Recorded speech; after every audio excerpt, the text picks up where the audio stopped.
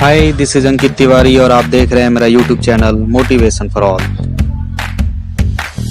Hello friends, आज का ये वीडियो बड़ा ही इम्पोर्टेंट टॉपिक पे है। बहुत सारे स्टूडेंट्स परेशान हैं। आज जैसा कि एक न्यूज़ में आर्टिकल छपा है, ये जी न्यूज़ के ऑफिशियल साइट पे लिखा गया, रेलवे में नौकरियों का सपना देखने वालों को बड़ा झटका, सरकार ने लिया कड़ा फैसला। तो ये आज ही पब्लिश हुआ है इसमें, लेकिन मेरे पास लगभग 2 से 3 दिन पहले एक स्टूडेंट के द्वारा एक पूरा ऑफिशियल नोटिस भेज दिया गया था, जिसमें ये चीज़ जो बताया गया है वो सारा का सारा डिटेल उसमें लिखा गया है। जो 58% के आसपास लगभग रेलवे को नुकसान हुआ है, जिसकी वजह से सारी नौकरियों पर रोक लगाने का फैसला लिया गया है। लेकिन मैं बताऊंगा, आपको घबराने की ज़रूरत नहीं है।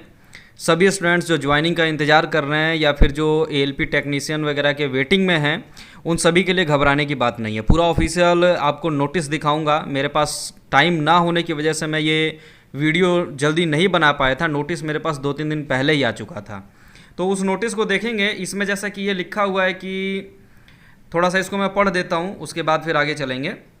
कोरोना वायरस महामारी बेरोजगारियों के लिए बड़ी बुरी खबर लेकर आया है। भारतीय रेलवे ने फिलहाल सभी तरह की नई नौकरियों में भर्ती पर तत्काल प्रभाव से रोक लगाने का फैसला किया है। सरकार द्वारा इस फैसले के उन उम्मीदवारों को झटका लगेगा जो रेलवे की परीक्षा पास कर चुके हैं और सिर्फ अपनी बहाली का इंतजार कर रहे थे। कोरोना वायरस की वजह से रेलवे विभाग को भारी नुकसान का अंदेशा है।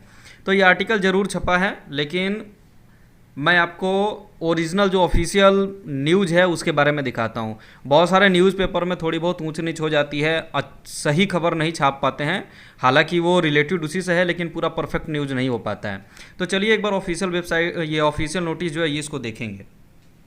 ये government of India ministry of railway की तरफ से 19/6/2020 को आया है। ये मेरे पास आया था, लेकिन मैं लेट हो गया बनाने में। सब्जेक्ट है expenditure management, economic measures and rationalisation of expenditure. तो इसमें वही चीज़ बोला गया है कि बहुत ज़्यादा नुकसान हो रहा है रेलवे को, और इसकी वजह से बहुत सारी चीज़ें इसमें लिखी हुई हैं। उस पर रोक लगाने के लिए क्या बदलाव किया जा सकता है, ताकि रेलवे जो है कम पैसा लगा के और ज़्यादा अर्निंग कर सके। तो इसके बारे में ये सारा का सारा मीटिंग हुआ था। मीटिंग होने के बाद ये पूरा तय किया गया कि हम क्या क्या बदलाव इसमें करेंगे। इसमें क्या है कि सभी जो जनरल मैनेजर्स हैं, जितने भी जो जोन के जीएम हैं, उन सभी को लेटर लिखा गया है कि आपको action plan for controlling expenditure and enhancing earning, कि आपको कैसे जो है खर्चे कम करने हैं और कैसे जो प्रॉफिट है उसको बढ़ाना है, कमाई को ज़्यादा करना है, खर्चे कम करना है। इसके बारे में सारा का सारा लिखा गया था। ये मीटिंग हुआ, उसके बाद ये सारा का सारा डिसीजन हुआ। फिर सभी जोनल रेलवेज़ को बताया गया कि आपको क्या क्या इसके लिए करना है। तो ये सारा का सारा तैयार किया गया। ये आपका लेटर नंबर लिखा हुआ, डेट है 19/6 का। इसमें जो इम्पोर्टेंट पॉइंट है वो पहला ही है आपके लिए। उसके अलावा देखिए इसमें जैसे स्टोर्स, आगे देखिए कॉन्ट्रैक्ट्स, फ्यूल एंड एनर्जी, ये सारी चीज़ें दी हुई हैं। एडमिनिस्ट्रेटिव एंड अदर मेजर्स, ये सारी चीज़ें दी हुई हैं। लेकिन हमारे लिए जो इम्पोर्टेंट है वो हमारा पहला ही पॉइंट है, पहला ही है, वो है स्टाफ कॉस्ट। इसके एक एक पॉइंट को समझेंगे। पहला है immediate review of reengage staff and feasibility of curtailing the same bare minimum shall be explored.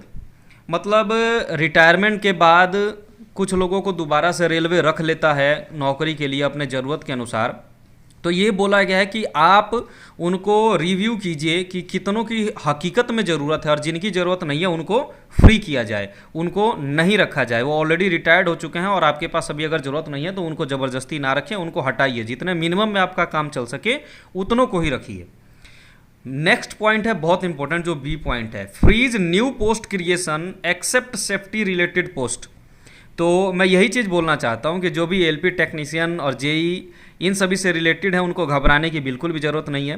आप सभी सेफ्टी कैटेगरी में आते हैं और आगे आने वाले फ्यूचर में इसकी वैकेंसी बिल्कुल भी नहीं रुकनी है। इसीलिए सभी की ज्वाइनिंग भी होगी, सभी की वेटिंग भी क्लियर होगी। इसमें घबराने का कोई ज़रूरत नहीं है। ये एक्सेप्ट सेफ्टी कैटेगरी है। सेफ्टी कैटेगरी के साथ किसी भी तरह का कोई छेड़छाड़ नहीं किया जा रहा है। हाँ, एनटीपीसी, ग्रुप डी, इन सभी भर्ती प्रक्रियाओं पे बहुत असर पड़ने वाला है। एनटीपीसी जो 2019 का आया था ये तो कंप्लीट होगा है, लेकिन आगे आने वाले समय में ऐसा हो सकता है कि ये पोस्टें बहुत कम हो जाएं या आगे आने वाले समय में ऐसी वैकेंसीज जो हैं देखने को आपको ना मिलें। लेकिन सेफ्टी कैटेगरी वाले जो ज्वाइनिंग का इंतजार कर रहे हैं उनको भी घबराने की ज़रूरत नहीं है, या फिर जो वेटिंग लिस्ट में है उनको भी घबराने की ज़रूरत नहीं है। आगे जो सी पॉइंट है उसको देखते हैं। Review of post created in last 2 years should be done and if requirement has not been done against those posts the same may be reviewed for surrendering।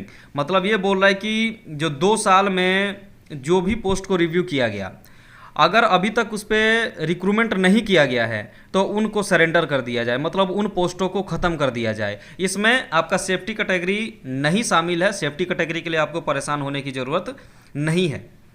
D point देखते हैं। Rationalisation of man power in workshops, time and motion study of workshops and production unit for review of allowed time and incentives. मतलब आपको man powers वगैरह को rationalise करने की बात चल रही है कि किस तरह से इसको रेशनलाइज किया जाए और अपने ज़रूरत के हिसाब से ही काम कराया जाए, उसके बारे में सारा का सारा इनका जो फोकस है। इसके अलावा जो एक और इम्पोर्टेंट पॉइंट है वो एफ देखिए, reduction in instant of OTTA by 50% and other controllable allowances by 33 to 50%। तो इसमें क्या है कि मतलब अलाउंसेज को भी कम करने की बात कही गई है कि या तो 50% या जहाँ पे बहुत ज़रूरी है देना वहाँ पे 33 से 50% की कटौती जरूर की जानी चाहिए। इसके लिए बोला गया है। जो जी पॉइंट है, review pending indent with RRB except safety. मतलब जैसे कि जो NTPC 2015 हुआ था उसमें जो पेंडिंग पड़ा हुआ है आपका इंडेंट, जो वेटिंग लिस्ट में कैंडिडेट्स हैं, तो इनके लिए बोला गया कि अगर आपको ज़रूरत है तो लीजिए, नहीं तो उसको ख़त्म कीजिए। एक्सेप्ट सेफ्टी कैटेगरी, मतलब सेफ्टी के साथ किसी भी तरह का कोई छेड़खानी नहीं किया जा रहा है, तो बिल्कुल परेशान ना हो। मैंने देखा वो न्यूज़ में जैसे आया बहुत सारे लोग घबरा गए और ग्रुप्स में लगातार मैसेज आना स्टार्ट हो गया। मेरे पास टाइम नहीं मिला था, मैं वीडियो नहीं बना पाया था, लेकिन घबराइए नहीं, सेफ्टी के साथ कोई छेड़खानी नहीं की जाएगी। एच पॉइंट देखते हैं।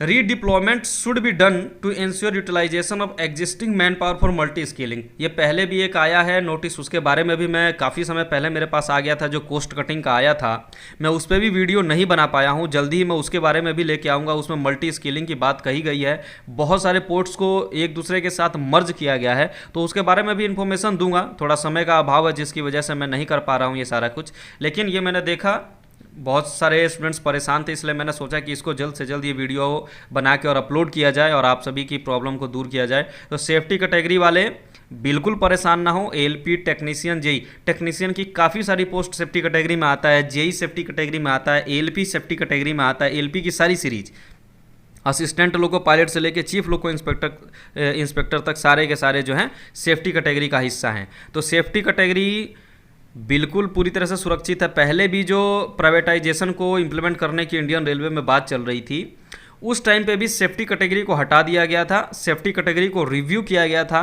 कि उसमें ऐसे कौन से पोस्ट हैं जिसको जोड़ दिया जाए। जैसे उसमें से गुड गार्ड्स को हटा दिया गया।